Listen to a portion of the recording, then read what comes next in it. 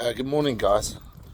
I take random photos and videos of helping people out with things that I can't find on material, because paying it forward and sharing it on is necessary in this day and age when we're all looking after the things that we have, rather than just throwing it away and buying new. So, with respect to this continuing series of work being done on a BMW 5 Series, in particular the E39 estate, which is called a kombi, touring, depending where you are. I'm busy upgrading the the radio head unit in the car from the old one, and there are videos online which show this, but not for everybody. All the cars, for one thing, are different.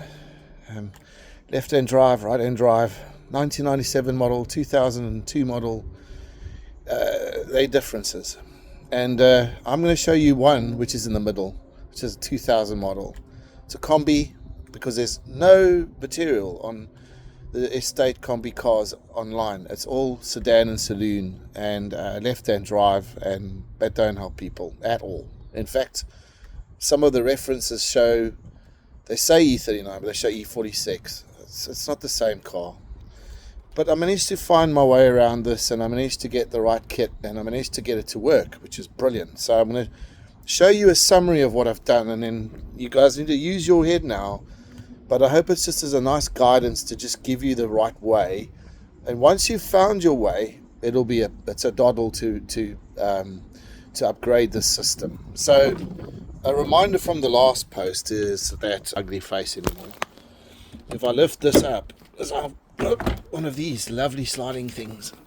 Last video I showed you that's the original radio, and that is still the case. It's in there, and I'm going to leave it there. But its cables come out here.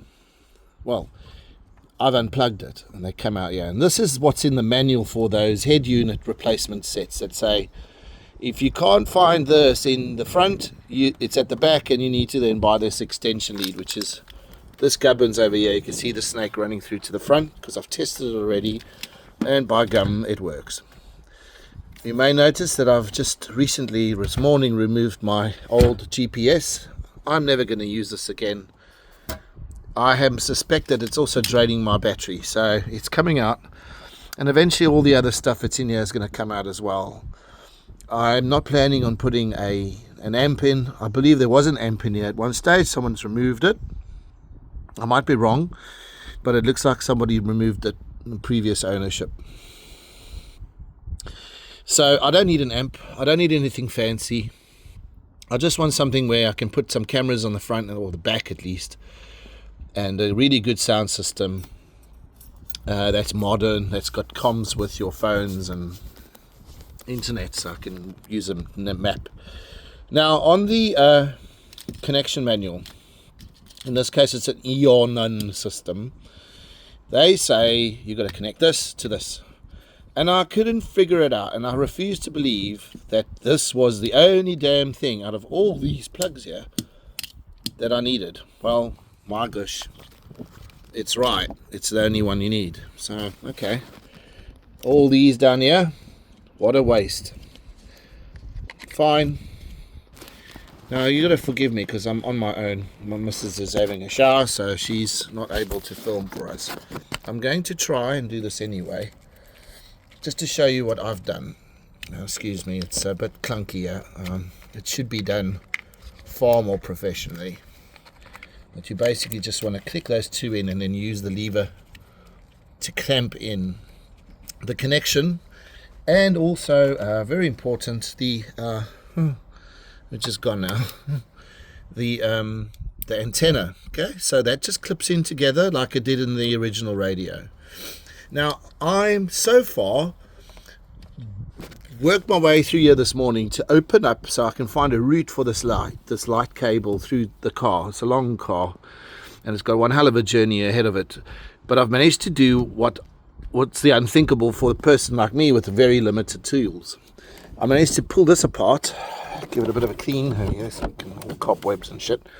But basically, my route for this cable is going to be down here, down there, or up here actually, and follow it into there. Now, how did I do this? Okay, well, I just use my little plastic tools and my plastic right-angled. Let me show you.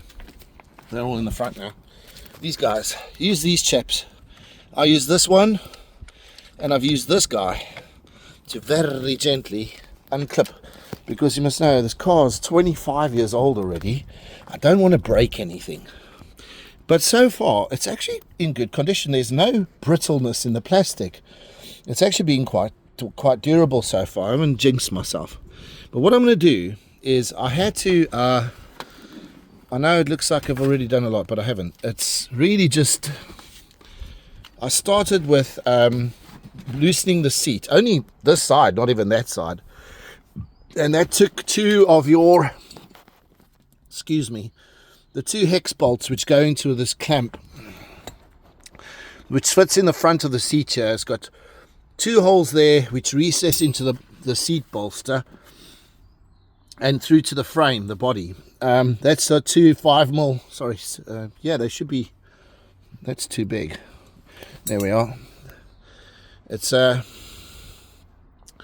5mm Allen screws which come out, and that you just lift this up and pull this out. The biggest task for this bench is getting the seatbelt knuckles in. Those clasps are very difficult to maneuver back into their holes, but I don't mind that problem. Then I had to unclip this guy using my plastic tooling. I started by lifting this up, because the clips just come up. So don't be scared to just take your fingers underneath, grasp them, and just pull it up, and it unclips. But don't yank it out, because in this one there was a bolt holding it in here. Okay, so I've had to undo that, and then I thought it would undo this bolster. But no, it wasn't the bolster holder. The bolster simply clamped out, just pulled out of these crevices here. That's all it was, man. But when that happened, I was quite relieved. I thought, geez, okay, I'm not having to battle with anything. Yes, and the bolt, of course, it was through there. But now I found my route. Not only that, I don't have to feed my cable through. I can just place it in. I noticed that these clamps are unclipped, which means that someone has been in here before, and they must have done some jiggery and pokery. I don't know why, but there you have it.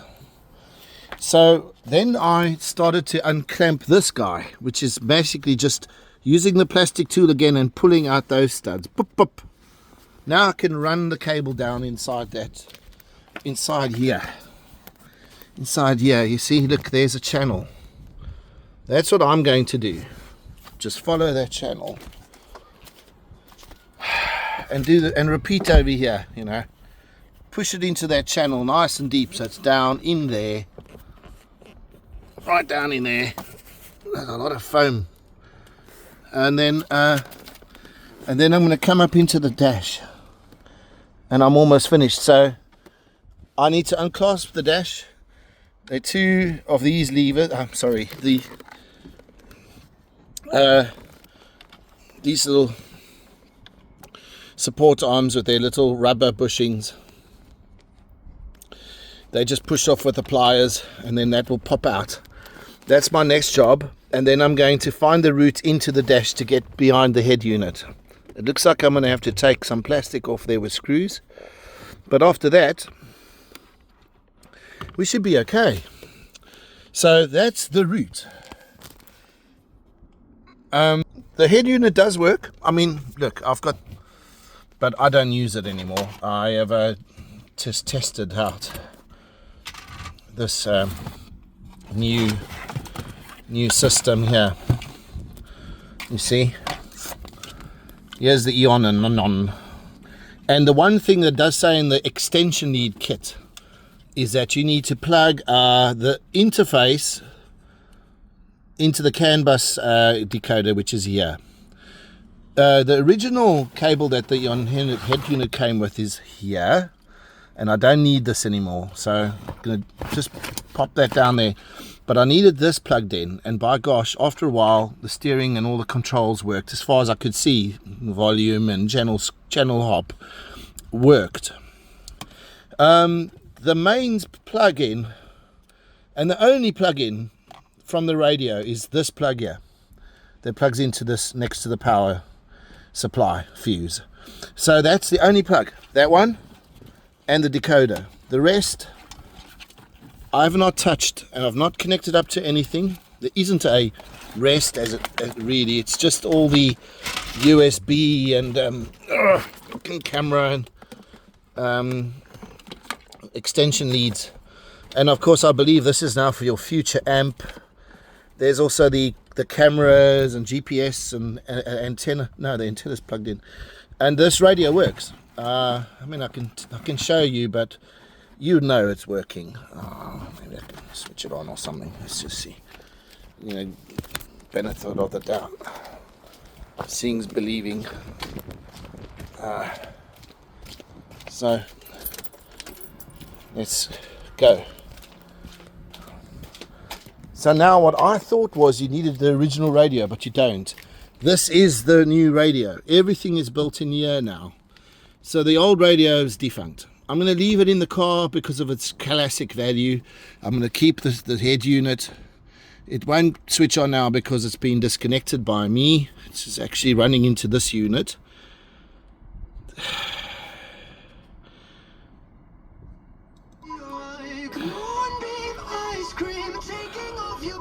Where's the radio station I saved?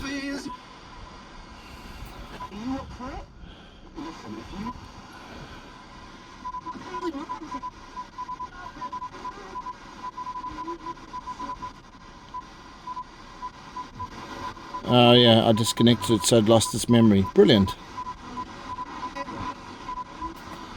Unless... oh, there it is.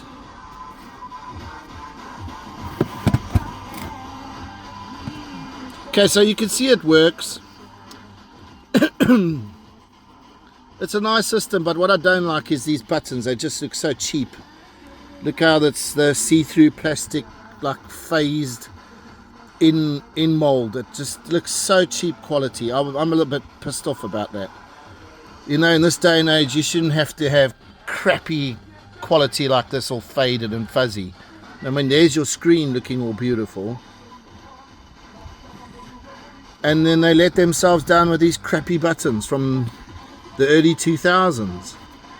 Well, I guess, you know, you want to buy Chinese and this is what you're going to get. But I'll progress with this thing and see how we get on. And yeah, you know, connecting up the apps in the car and all the other jazz. It's been fun. I mean, you know, there's only 2 wires going into that old unit, and here I've got about 30. What the hell happened? So this video has been quite long. I hope it helps you guys, give you some orientation how to get this layout sorted. It's not a 3-day job. It's only 3 days if you have no idea or never done this before. But hopefully this video will show some insight and help guide you guys in the future doing the same thing, so you don't have to struggle. Okay, take care, and if you've got any questions, let me know.